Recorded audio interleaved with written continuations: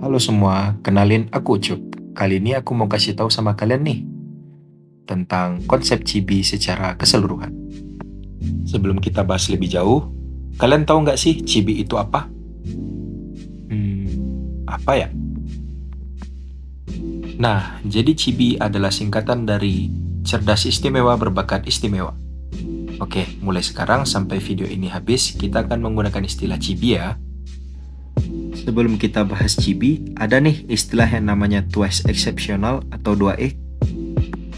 Oke, jadi 2E itu adalah istilah untuk siswa dengan kemampuan tinggi dan disabilitas. Di sini ada dua hal penting, yaitu kekuatan dan hambatan. Kekuatannya di sini adalah kemampuan akademik atau non-akademik yang tinggi, namun efek sampingnya atau hambatannya yaitu kesulitan dalam tugas tertentu dan masalah perilaku. Oke, teman-teman, kita akan bahas yaitu konsep teoritis mengenai keterbakatan. By the way, ini teorinya banyak banget loh. Oke, yang pertama yaitu Tenenbaum tentang who, what, and how of giftedness. Di sini menjelaskan tentang siapa, apa, dan bagaimana bakat. Berikutnya ada model DMTG Gapni, di sini yaitu bakat umum dan bakat khusus. Berikutnya ada Taylor's Multiple Talent Totem Poles tentang konsep totem tiang untuk menggambarkan berbagai jenis bakat ganda. Berikutnya ada Gardner Theory of Multiple Intelligence. Di sini menekankan bahwa kecerdasan tidak hanya satu dimensi, melainkan mencakup banyak aspek. Seperti teman-teman mungkin gak asing, yaitu linguistik, logika matematika, kinestetik, musikal, interpersonal, intrapersonal, dan lain-lain. Dan yang terakhir yaitu Three Ring Model Renzulli. Wah, banyak banget ya.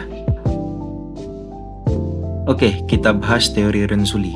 Nah, di sini tuh ada 3 hal penting yang ada di dalamnya, yaitu kalau anak berbakat tuh bisa dilihat dari kemampuan di atas rata-rata, berikutnya kreativitas, dan yang terakhir yaitu komitmen terhadap tugas.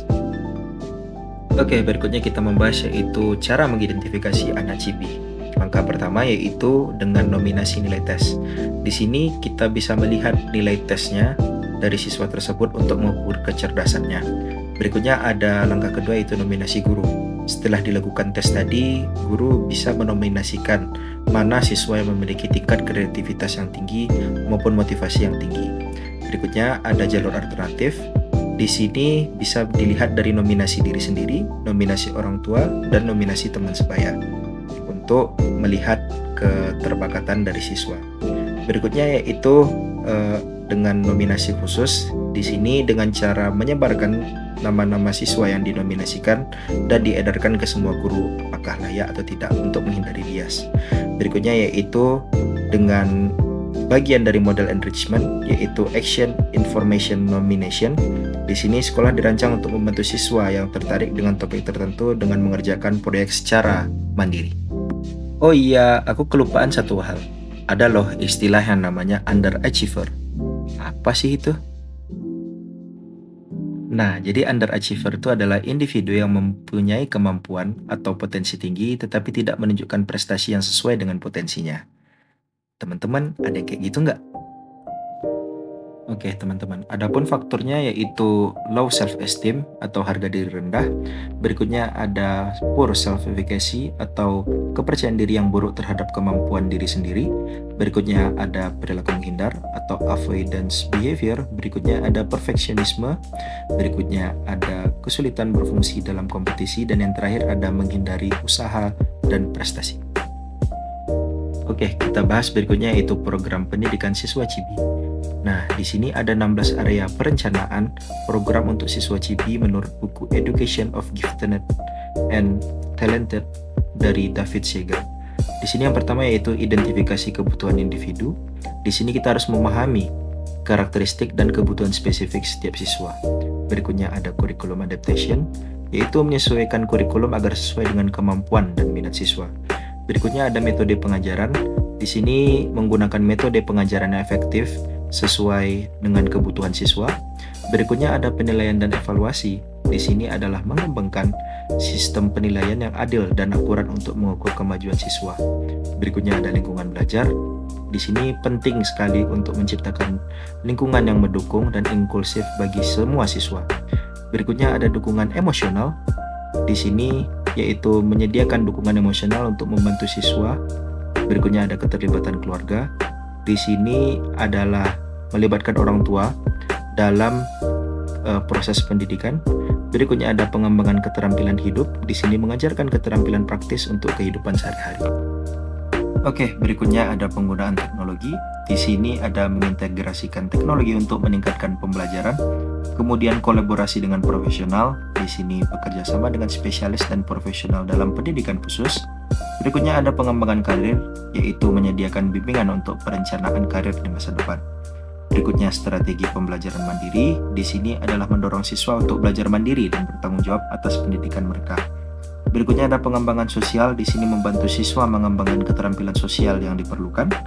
Berikutnya yaitu program ekstrakurikuler. Di sini menawarkan aktivitas ekstrakurikuler yang dapat mendukung minat siswa. Berikut ada akomodasi dan modifikasi. Di sini memberikan akomodasi yang diperlukan dalam pembelajaran dan penilaian. Dan berikutnya yaitu yang paling penting, monitoring dan tindak lanjut. Di sini melakukan pemantauan secara berkala, menilai kinerja dan membuat penyesuaian yang diperlukan dalam suatu program. Oke, kalau kita udah ketemu siswa Cibi nih, selanjutnya ngapain lagi ya? Jadi teman-teman, ada yang namanya program akselerasi dan pengayaan. Apa tuh? Oke teman-teman, jadi akselerasi dan pengayaan ini adalah dua hal yang berbeda ya. Di sini keduanya membantu mendukung siswa cerdas istimewa dan berbakat istimewa atau CIBI tadi. Nah, jadi kita bahas dulu akselerasi. Akselerasi adalah pendekatan yang mempercepat pembelajaran siswa dengan memungkinkan siswa tersebut maju lebih cepat dari kurikulum atau tingkat kelas yang sesuai dengan usianya. Sedangkan pengayaan di sini adalah pendekatan yang memperluas pembelajaran siswa dengan menyediakan materi atau pengalaman yang lebih mendalam di luar kurikulum standar tanpa mempercepat laju belajar. Jadi perbedaannya terletak di akselerasi itu mempercepat lama studinya, sedangkan untuk pengayaan di situ tidak mempercepat masa studinya. Oke teman-teman, by the way, akselerasi itu punya banyak loh bentuk programnya. Nah, lebih lanjut akan dibahas oleh temanku Upi. Pada Upi dipersilakan. Terima kasih Ucup. Nah, di sini Upi akan melanjutkan penjelasan materi yang sudah dijelaskan sebelumnya. Materi yang akan Upi jelaskan yaitu adalah konsep program akselerasi untuk siswa cerdas istimewa dan juga bakat istimewa. Nah, program akselerasi dirancang agar siswa dapat belajar sesuai dengan kecepatan dan juga tingkat kesulitan yang sesuai dengan kemampuannya. Ada beberapa bentuk program akselerasi yang umum untuk diterapkan. Yang pertama yaitu adalah loncat kelas. Siswa melewati satu atau lebih tingkat kelas jika sudah menguasai materi yang dilewati. Yang kedua, akselerasi subjek spesifik. Siswa belajar di kelas yang lebih tinggi untuk mata pelajaran tertentu, sisanya tetap sesuai dengan usia mereka. Yang ketiga, belajar mandiri. Siswa belajar sesuai dengan kecepatan masing-masing tanpa terikat jadwal standar. Yang keempat, kursus online. Nah, siswa mengikuti pembelajaran daring untuk mempercepat atau memperluas pengetahuan mereka. Yang kelima, masuk sekolah lebih awal. Nah, anak cerdas memulai pendidikan formal sebelum usia umumnya. Yang keenam, masuk perguruan tinggi lebih awal. Siswa SMA melanjutkan ke perguruan tinggi sebelum usia rata-rata. Ketujuh, telescoping kurikulum. Nah, kurikulum beberapa tahun itu diringkas dalam waktu yang lebih singkat. Yang kedelapan, kuliah kredit ganda. Siswa SMA mengambil kursus perguruan tinggi untuk kredit di kedua jenjang. Yang kesembilan adalah Advanced Placement atau program IB yaitu International Baccalaureate. Nah, program ini setara perguruan tinggi dengan peluang mendapatkan kredit kuliah. Yang ke-10 yaitu adalah pengayaan, proyek atau pembelajaran mendalam tanpa mengubah tingkat kelas. Selanjutnya, program pembelajaran siswa CIBI. Nah, di sini terdapat 3 program pembelajaran untuk siswa cerdas istimewa dan bakat istimewa. Yang pertama, program diferensiasi. Nah, di sini program diferensiasi merupakan strategi yang digunakan untuk menyesuaikan kurikulum agar sesuai dengan kemampuan, minat, dan juga profil belajar siswa. Yang kedua, yaitu program pengayaan, dengan tujuan untuk memberikan pengalaman belajar yang lebih mendalam dan kompleks di luar kurikulum standar. Yang ketiga, program belajar mandiri, penelitian, dan membuat proyek seni. Untuk belajar mandiri sendiri, siswa belajar secara individual atau dalam kelompok kecil untuk mengeksplorasi topik-topik di luar kurikulum standar. Sedangkan untuk proyek penelitian dan juga seni, di sini bisa melibatkan kunjungan ke tempat-tempat seperti museum, laboratorium penelitian, atau galeri seni untuk mendapatkan wawasan langsung. Selanjutnya adalah kurikulum pendidikan siswa cerdas istimewa dan bakat istimewa. Yang pertama yaitu ada School-wide Enrichment Model dari Renzulli dan juga Reis. Fokusnya pada pengembangan kurikulum berbasis penelitian selama 15 tahun untuk mendukung pendidikan siswa berbakat. Kedua, ada Autonomous Learner Model. Di sini untuk membantu siswa berbakat mengembangkan kemandirian belajar. Yang ketiga ada pendekatan Trevinger dan juga Selby. Untuk Trevinger sendiri fokusnya pada pemecahan masalah kreatif, sedangkan Selby fokusnya pada penilaian potensi kreativitas individu melalui gaya berpikir dan juga pengambilan keputusan. Keempat ada Purdue Three-Stage Enrichment Model. Di sini memberikan instruksi menarik untuk siswa berbakat dari prasekolah hingga perguruan tinggi melalui program 3 tahap. Yang kelima ada model kurikulum paralel. Nah, di sini untuk memanfaatkan konsep umum, prinsip, dan juga keterampilan yang mendorong siswa berpikir secara mendalam dan juga luas. Keenam ada integrated kurikulum model dari Fantasel Baska. Di sini menonjolkan akselerasi konten, kedalaman, kompleksitas, dan penelitian tingkat tinggi yang menghasilkan produk nyata. Ketujuh, ada matematik mentoring model. Nah, fokusnya pada pengajaran matematika untuk siswa TK hingga kelas 6 dengan unit mencakup teori bilangan, aljabar, geometri, dan juga probabilitas. Yang kedelapan, yaitu model kurikulum CIBI dari Kaplan. Nah, model kurikulum ini menyesuaikan kurikulum inti berdasarkan kebutuhan, minat, dan kemampuan siswa berbakat melalui tema yang luas. Dan yang terakhir yaitu ada Talent Unlimited model dari Schlichter.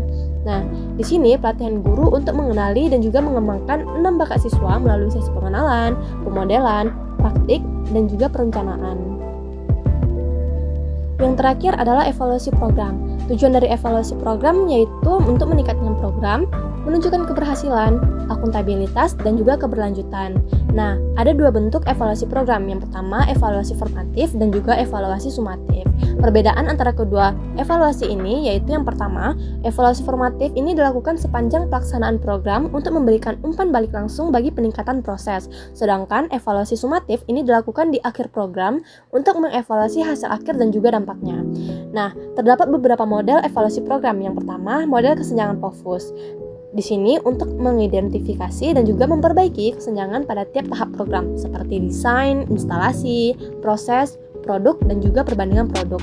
Yang kedua, model diferensial EAS. Nah, di sini untuk menilai hubungan antara upaya, hasil, dan juga efisiensi program. Yang ketiga, ada model DES-DEQ. Di sini khusus untuk program anak berbakat, fokusnya pada fitur utama seperti filosofi, tujuan, kurikulum, dan juga sumber daya. Dan yang terakhir yaitu adalah model Borland. Di sini untuk menyoroti dampak sosial, moral, dan juga etika program terhadap lingkungan sekitar. Terima kasih telah mengikuti materi ini dengan penuh semangat. Semoga apa yang telah dipelajari itu bisa bermanfaat dan juga menambah wawasan kalian. Jangan lupa, ilmu yang baik merupakan ilmu yang diamalkan. Sampai jumpa di video berikutnya dan tetap semangat belajar. Dadah!